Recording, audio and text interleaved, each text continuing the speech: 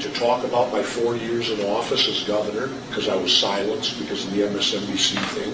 I said I'd really like to be able to talk about the things that I experienced in the 4 years of what happened. How many here have read my book? And don't feel bad if you haven't. Well, because what I want to get to is this: did you know that, and I can only assume Minnesota is not the exception, did you know the CIA is implanted in your state government? No. How are they? Well, I'll explain. First of all, the CIA mission statement says they're not to be operational within the U.S. So they're violating their mission statement. Well, in Minnesota, only the governor and the chief of staff are aware of it. That there's an implanted CIA person in the Minnesota government at a level to where he doesn't come and go with elections. It's a permanent position. Why? Why do they violate their own mission statement? And I can only assume Arizona. I don't know if you have one, but I don't believe Minnesota is the exception. Did you know who it was in Minnesota? Yes. And what was the position in Minnesota? The position was at a deputy level in one of the... You know, I won't go far enough to say, I won't say names because I'm not going to get Valerie Plain. Was it an agency type position? Well, it's an upper level management position. That's permanent.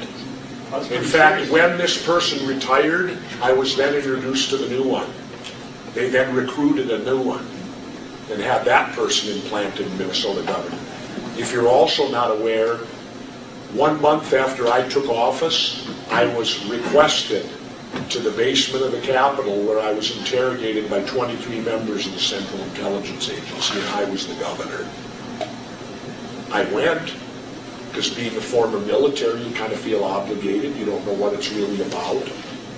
I walked into the room, and they put me in a chair at the end, and they were in a big half circle around me, and they interrogated me, questioned me. And having met me, you'll realize how I handled it. I walked in and I sat down. I said, well, first of all, I said, before you ask me any questions, I have a few for you. I said, what are you here for?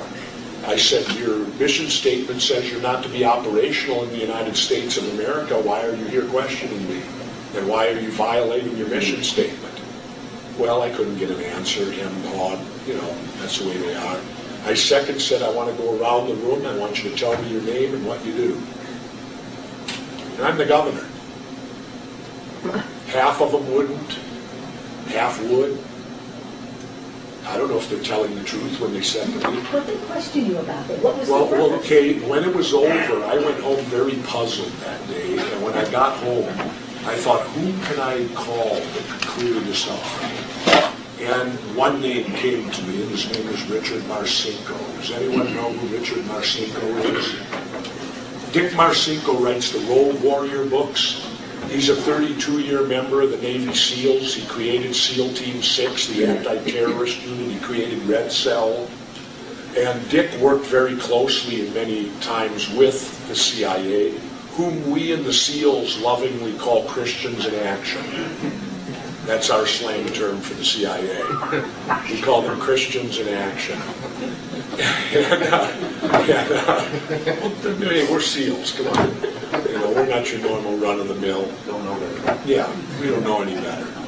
And so I called Dick, and I said, Dick, I just had a meeting, 23 members of the CIA in the bowels of the Capitol. I said, and I can't figure out why they wanted to talk to me. And I said, you're the guy who I probably would have calling because you would have the most intel to me. And Marcinko started laughing on the other end, and I said, he said, well, I've been out of it now a few years. He said, I can't directly tell you why, but he said, I have a pretty good idea why. I said, tell me, you're like leap years ahead of me. He said, they didn't see you coming. And what's the CIA's job? Their job is to do intelligence reports to let the government know trends and things like that so that the high echelon government people can make, hopefully, good decisions based upon intelligence. And when I thought back to the questioning, it was all about how I got elected. He was right on. They wanted to know what I did. I don't know, maybe to stop it from ever happening again. Who knows? But that may be it. I don't know.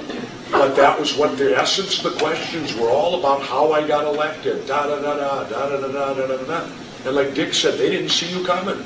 And he said, they want to know now, is there going to be 6 more independent governors on the horizon? What is going on here in the U.S.? Then I'll tell you the best story, which is in the book also. I'm ruining the book. Which is available for sale tonight. Yes. When I went to It's well Cuba, worth it. when I went to Cuba over my country's objections, the administration's objections, I was there for 5 days, and Castro gave me 3 of his personal bodyguards and an interpreter. I had my 2 regular bodyguards, and ironically, Castro allowed my guys to carry their guns the entire time they were in Cuba, except when I met with him. Then they had to turn their, which I don't blame, they had to turn their guns over to the Cubans, and then as soon as Castro was gone, the guns were immediately returned. But I can understand that, because after all, we have attempted to assassinate him on a few occasions. Wouldn't that be called terrorism? If your intelligence community goes out and attempts to assassinate another political leader, I would classify that terrorism. Well, I understand that.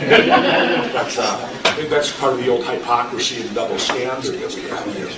But on all trade missions, and I probably went on 6. I went to China, I went to Canada, I went to Mexico, I went to Cuba and Germany.